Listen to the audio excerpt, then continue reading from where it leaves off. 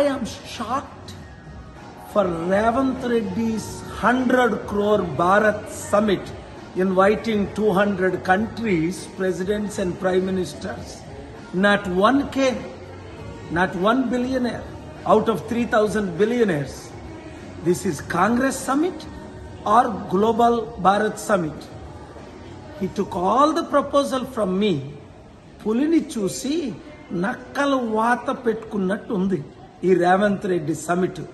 Bharat summit, global peace summit. నేను global peace summit పెడతానంటే ఒప్పుకొని బిలియనీర్స్ని, ప్రెసిడెంట్ని, prime మినిస్టర్ని తీసుకొద్దామని ఈ మధ్యన సల్మాన్ ఖుర్షీద్ కూడా నన్ను ఢిల్లీలో హోటల్లో కలిశారు. ఏమైంది? ఒక్క ప్రెసిడెంట్ వచ్చాడా? ఒక్క ప్రైమ్ మినిస్టర్ వచ్చాడా?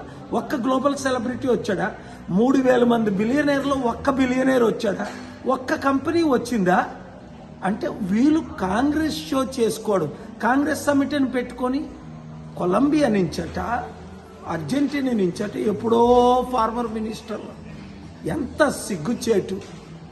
రాష్ట్రాన్ని సర్వనాశనం చేసి దేశాన్ని సర్వనాశనం చేసేసిన సమిట్ ఇది, ఈ భారత్ సమిట్.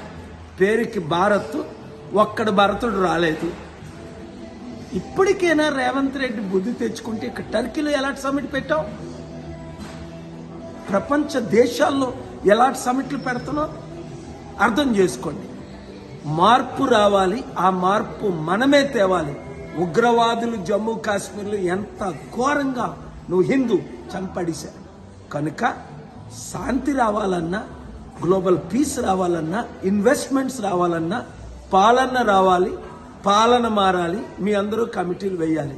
మరిన్ని వీడియోస్ కోసం ఛానల్ ని సబ్స్క్రైబ్ చేయండి. లేటెస్ట్ అప్డేట్స్ కోసం వాట్సాప్ ఛానల్ ని ఫాలో అవ్వండి. ఆ లింక్ డిస్క్రిప్షన్ లో ఉంది.